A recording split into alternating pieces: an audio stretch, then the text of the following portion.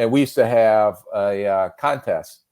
Guys that, they got $100 gift certificate if they found a Thielen type guy. But if you brought in the worst guy, then you got a T-shirt that you had to wear the week after in identifying how bad of a selection you made during that time.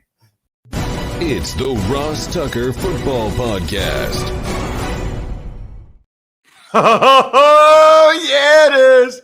But it's not just any Ross Tucker Football Podcast. I never do that. It is a Monster Monday, presented, of course, by DraftKings. I forgot in the Greg Cosell episode on Thursday to announce our winners for last week. I'll do that at the end of today's show. It's a Monday, which means we already have the College Draft Podcast. We're talking about essentially every draft choice with Emory Hunt, starting with the NFC East today. Most other podcasts, they don't do that. Like, we spend so much time on these guys. Why not talk about them? The second round, third round, fourth round, fifth round, sixth round, seventh round. And Emory even knows some of the best undrafted college free agents, which is fantastic. Speaking of fantastic, how about longtime NFL general manager Rick Spielman? I'm not even going to mess around because I've got so many thoughts for Rick, specifically as it relates to these rookie minicamps going on this past weekend and next weekend. It's Big Show time. The Big Show. As promised, we are joined by the former GM of the Minnesota Vikings, Rick Spielman. Make sure you check out all of his stuff over at the 33rd Team. They have unparalleled NFL insight for fans, fantasy players, and bettors. Unmatched roster of NFL experienced contributors, including executives like Rick, head coaches, players. Visit the 33rdteam.com this week. All right, Rick, I want to ask you about these rookie minicamps. So we had some this past weekend. We'll have some this upcoming weekend. Talk to me as a GM about your feelings for those first rookie mini camps. Like, how much of it is excitement and how much of it's like, is there anxiety? Like, man, I hope these guys all look good. Yeah, no, it's kind of, I always looked at it like a holiday where you get to finally open up your Christmas gifts and see them run around. The thing that has changed back, we used to have what we called a rookie mini camp plus. So we had about 60 guys in there, and we actually invited about, you had your draft class, you had your free agents that you signed, your college free agents that you signed, but we invited about 40 other players that did not get signed after the draft. So we actually had a full-scale, 2-deep practices where we went through 7-on-7s, we went through some team period. And we were trying to use that as a tool to find some guys. And we found Adam Thielen that way.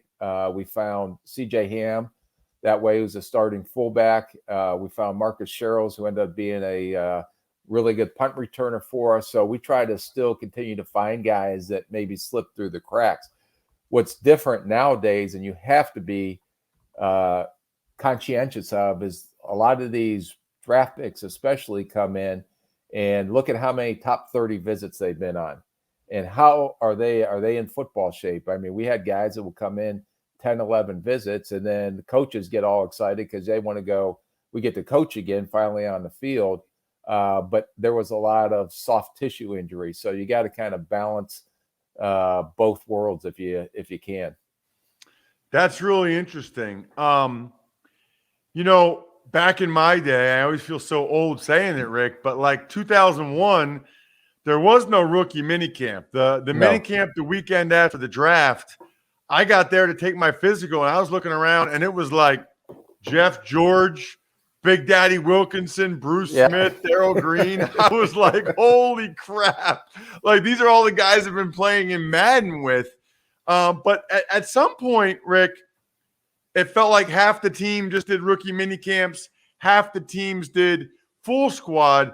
Now I think everybody just does a rookie mini camp, either the first weekend after the draft or 2 weekends after. I think it's pretty much 100% rookie mini camps, right?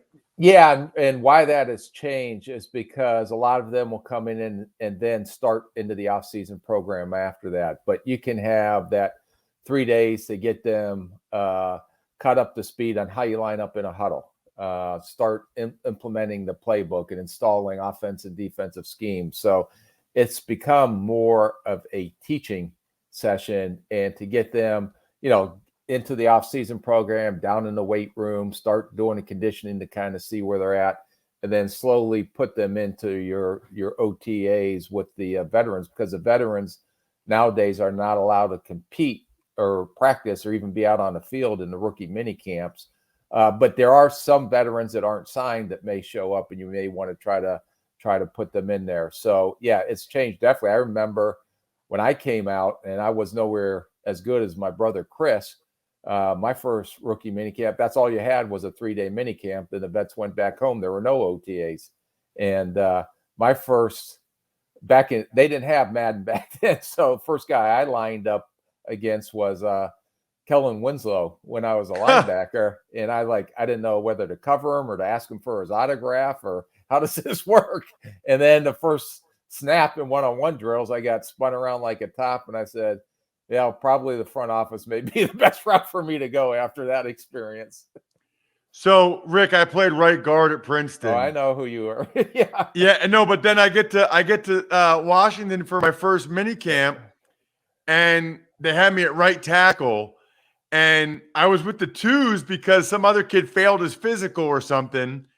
So my first one-on-ones, I'm at tackle after starting 3 years in the Ivy League at guard, and I'm against LeVar Arrington, who still to this day might be the biggest freak show I've ever seen. I mean, I was so worried about his speed that I kicked out so fast, he beat me clean inside. I didn't lay a hand on him because I was so worried about – because I'm from Pennsylvania. So I knew how fast he was. I saw him have like 90-yard punt returns in high school. So I was like, oh, crap. I will say this, though, by the way. Lots of things are better this time of year. Playoff hockey, playoff hoops. If you want to take things to the next level, drink some Labatt Blue Lights with your friends and live life to the power of we. Always enjoy responsibly. Beer, Labatt USA, Buffalo, New York. All right, Rick, how soon do you feel like you had a pretty good idea of whether or not a kid had a chance or not, or whether or not one of your draft picks was good or not? Because I've heard the stories over the years of position coaches telling front office guys, listen, I know you took him in the 3rd round, but this kid doesn't have it. I guess I'm curious, like, when did you start to feel like you had a pretty good feel for it, either positively or negatively? I think after you get through the OTAs now, because the coaches are with them down in the meetings. But one of the things that I thought was very important, so you don't have that type of conversation, is that when we selected a player, the coaches were heavily involved in the process because I wanted them vested in that player as well. So rarely, even when we went through the interview process and I didn't want a coach come up to me and say, well, this player can't learn our system. And I says, well, I have it documented here because we just went through the draft meetings. You met with him on Zoom. We met with him at the combine. You told me that he was fine and would be able to learn the system. So I try to do a lot, not only with the scouts, but also the coaches being a major part of the process as well. So we did make that selection, and we talked about all that stuff that hopefully it wouldn't come. And you're never going to be 100% right. So, but I would say after the OTAs, even though it's, not full contact and all that stuff, but you got a pretty good sense athletically, but you got even a better sense on how quickly he's picking up the schemes. And that's the most important thing, because if you can't learn the schemes, you're not going to be able to get on the field, no matter how athletically gifted you are. Rick, there's no question. I'll say, so I played 7 years. I would say for the most part, and there's one glaring exception, for the most part, with the rookies, you could tell, like, after the first week or so, like, the kids that had a shot and the kid that, like, it just wasn't going to happen for them. Even that first minicamp I was telling you about, I guess, coming from Princeton, Rick, I built the guys up so much in my head. Like I thought they'd be better. I kept blocking this kid who was a second team all ACC DN from Clemson. I think his name was Terry Bryant. And I kept thinking in my head, like, when's he going to turn like the Clemson on? Like, when's he going to, and I was like, I guess I had built him up so much in my head. I thought he'd like pick me up and throw me. I was like, okay, he's just a regular guy. But then you're right. There's other guys that just mentally struggle. The one exception I will say, in 2003, I was in Dallas, Rick, and we took a tight end in the third round. And he was so bad at that first mini camp. I mean, didn't know what he was doing, couldn't block anybody. I remember thinking, I can't believe they took this kid in the third round. I mean, what a bust. Rick, it was Jason Witten. Yeah. So it's not 100%. It's not 100%. No. But it is interesting. Like recently, the Giants picked up Andrew Thomas's fifth-year option. I'm always so jealous of the highly drafted guys because he was not good as a rookie. And there's other guys that aren't good like their first 2 years, and then they figure out third or fourth year. If you're like a low-round pick or an undrafted guy, you don't get that chance. Like you better be good right away or you're done. Whereas the first-round guys, they get like 3 years to figure it out. Yeah, but I would say to counter that a little bit, some of these guys, first of all, they better be physically talented enough to even be there, or else you made a mistake from a personnel side, not identifying the athletic skill set it takes to play in this level. The other part is a couple of those guys in the later rounds and even some of the college free agents, if they're not ready mentally or technically, because there's a big difference probably, and you learned that, playing in the Ivy League, and then all of a sudden you're up in the NFL, and the difference, especially in your position, is technique. Because once you figure that out, but that's not done in 1 week or 2 weeks. But if you've seen signs of that, this kid's going to improve, because we always judge where he's at here, and then how high can he go from there. And a lot of times it clicks for different players at different times. And so you may say, well, now we know this guy still has talent, nowhere near ready yet, but let's throw him on the practice squad and let's see if he continues to develop through the season, because I can't tell you how many times a player we saw at rookie minicamp, and then by week 6 or 7, if he's on a practice squad, it's a totally different player. And especially the examples you gave is that the speed of the game, it's not your physical ability, it's just learning the speed of the game. It's learning the technical part of the game, because it's all technique once you get up to the NFL. And once you master that, and it's funny, and I would ask you this question, when you're trying to learn something new, whether it's your hand placement or your set in pass pro or whatever it is, when you're struggling, you always go back to something you're the most comfortable with, and probably what you did in college, until it takes time for that to click in. And now, okay, I feel it's like my golf swing. I'm still horrible because I'm changing my grip and I'm changing my cock in my wrist, and it's going left and right and everywhere. But I'm hoping that I'm a practice squad type golfer that eventually be able to compete in my men's league this summer.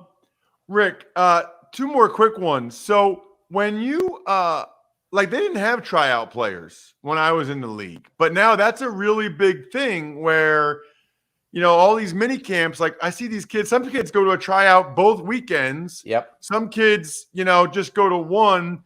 I see sometimes they have 40 tryout guys. They don't sign one of them. Like, do these, maybe you answered it earlier with Spielman and those guys, but do those tryout guys actually have a chance?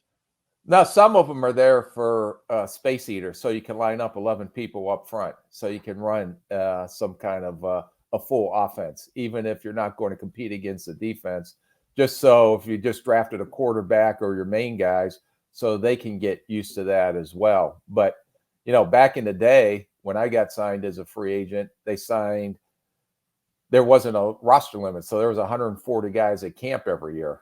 So wow. With the 90, the 90-man roster limits now. And the other thing too is that I would think some of them are just, you stand in here and please do not fall on the ground and blow our first round running back's ACL out. So just stand there and go through the steps and get us through without hurting anyone else on our team, please. But there are guys, like I said, like the Thielen scenario and things like that, that, you never know what you're going to find. And we had a great scouting department that identified a lot of these guys to bring them in. And we used to have a contest. Guys that, they got $100 gift certificate if they found a Thielen type guy. But if you brought in the worst guy, then you got a T-shirt that you had to wear the week after in identifying how bad of a selection you made during that time. That is funny. That's awesome. Hey, make sure you check out all the great work Rick is doing over at the 33rd team. Obviously has a wealth of experience, and you can see the personality as well. Rick, thank you so much for the time. Really appreciate it. Thanks, Ross. I appreciate you having me on today. So I'm borderline obsessed with the Game Time app at this point. Right now, I'm looking at what they've got in Philly. Celtics at Sixers, game 6. There will be at least a game 6. Right now, you can get a seat for $163. Blue Jays at Phillies. This is nuts. On Wednesday, the Blue Jays play at the Phillies, $11. $11. Taylor Swift, a little bit pricier than that. Sunday, May 14th, $1,388. The point is you can look at any events near where you live last minute and make sure that you are getting the best price ever because they guarantee it. It's the Game Time guarantee. You always get the best price. If you find tickets in the same section and row for less, Game Time will credit you 110% of the difference. So do what I did a long time ago. Download the Game Time app. Make sure you create an account and use code Ross so you get $20 off the already guaranteed lowest price with your first purchase. Terms apply. So again, create an account, redeem code Ross for $20 off. Download Game Time today. Last minute tickets, lowest price, guaranteed. Tuck's Takes. All right, Ross, we'll start with the Giants signing Dexter Lawrence to a 4-year, $90 million deal, $60 million of that fully guaranteed. Good for him, man. Good for him. I knew that they were working on several contracts this offseason. It's interesting. They sort of had a timeline for the Daniel Jones one, right? Because they hadn't picked up his 5th-year option, Daniel Jones was going to be a free agent, and they didn't want to have to franchise him. They wanted to be able to franchise Saquon Barkley. So they had to get the Daniel Jones deal done. That 5th-year option really cost the Giants quite a bit. I don't know that they would have wanted to pay Daniel Jones this much money, but he had the leverage and he knew it. They weren't going to go with another quarterback next year. And if they went with another, and if they couldn't get Daniel Jones to a long-term deal, they would have had to franchise him. Then they would have had to take the chance they didn't have Saquon this year. Meanwhile, they had Dexter Lawrence on the 5th-year option, but he's their most important defensive player. He's their best defensive player. At least he was last year. And you guys know how I feel. I think a stud defensive tackle like Lawrence is probably second most important player on a team after quarterback. So they got it done. Dexter Lawrence does a short enough deal, by the way, that if things go really well, he can get another one. I mean, he can get another one easily. But he's going to get $90 million over the next 4 years, at least $60 million over the next 3. Good for him. I mean, you know how I feel. I absolutely love when guys get generational wealth like this because it's changed the whole fate of their families' lives, and they can do wonderful things with that money. A few signings across the league. The Browns signed safety Rodney McLeod. Bears signed tight end Stephen Carlson. Eagles bring another tight end Dan Arnold, while the Colts let go of Nick Foles.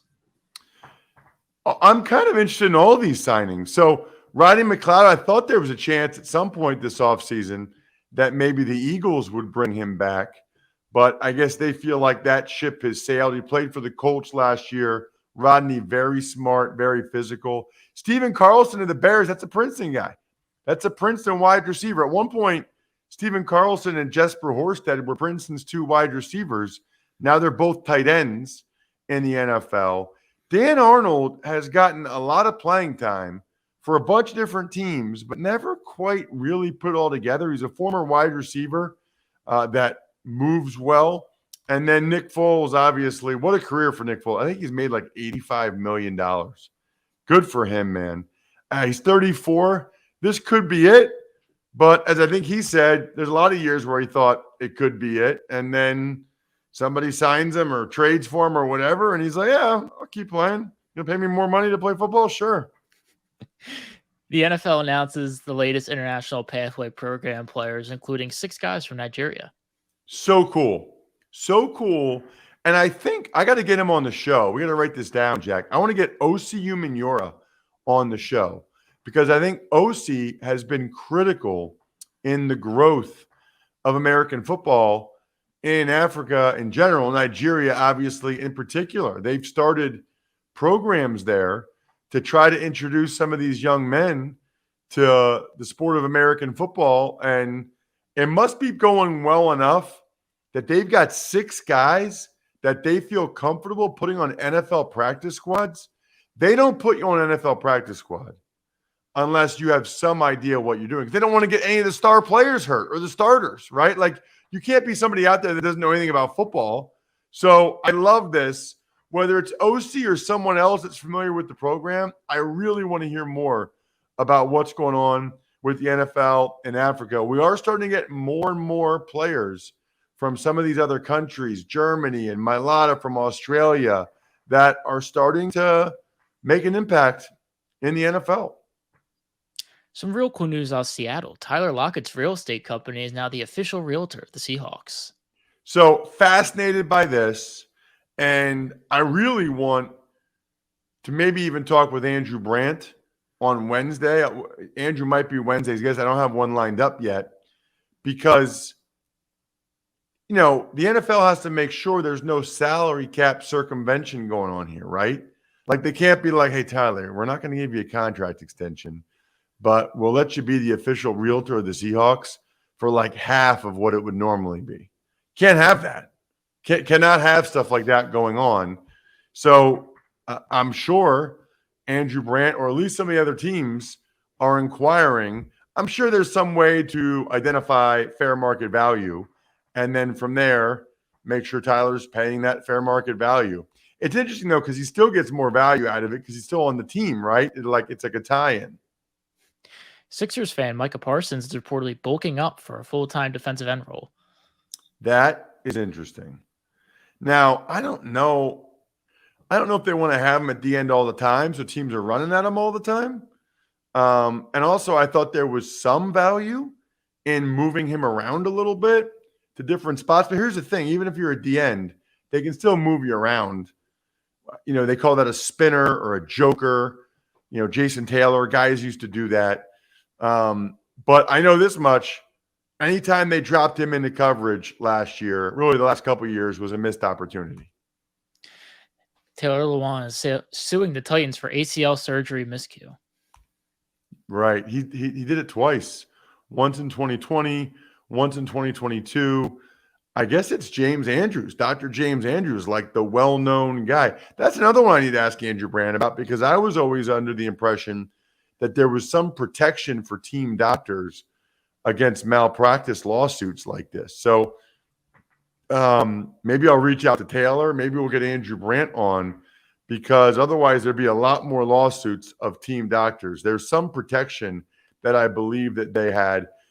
Speaking of protection, by the way, I'm such a big fan of all of you that listen to all of our shows. We'll have the Even Money podcast tomorrow, which will be Steve Fezzik going over the impending schedule release on Thursday. So you guys know how to bet the schedule release, where to go, what information, what matters, what doesn't. So make sure you listen to Even Money tomorrow. We're going to continue on Fantasy Feast talking running backs, the rookie running backs, and how highly they should be rated for best ball over at DraftKings. I love those of you that spread the word via social media. How about David Miller with the quote tweet for the College Draft Podcast? Make sure you email me, David, ross@rosstucker.com. Let me know if you want to sign press pass or picture or card or whatever. Keith Ebenal, Ebenal, gave us a 5-star review, which is awesome. And then the YouTube shout-out winner which is just someone that subscribes to the YouTube and comments, Ethan Zellner. So, Ethan, you got to let me know who you want the shout out for. Love those of you that go the extra mile to help us grow the show.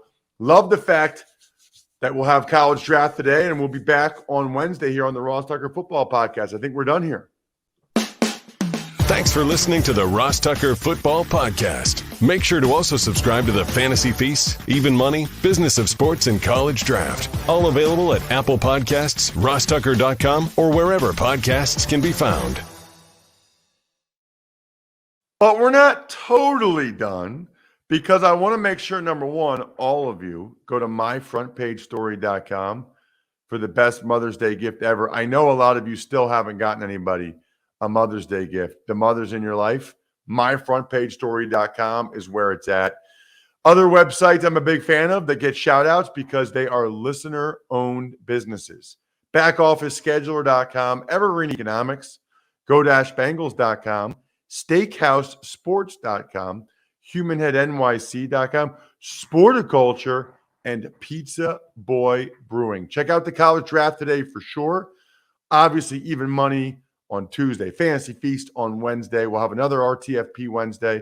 And then Greg Cosell either Thursday or Friday. I think we're done here.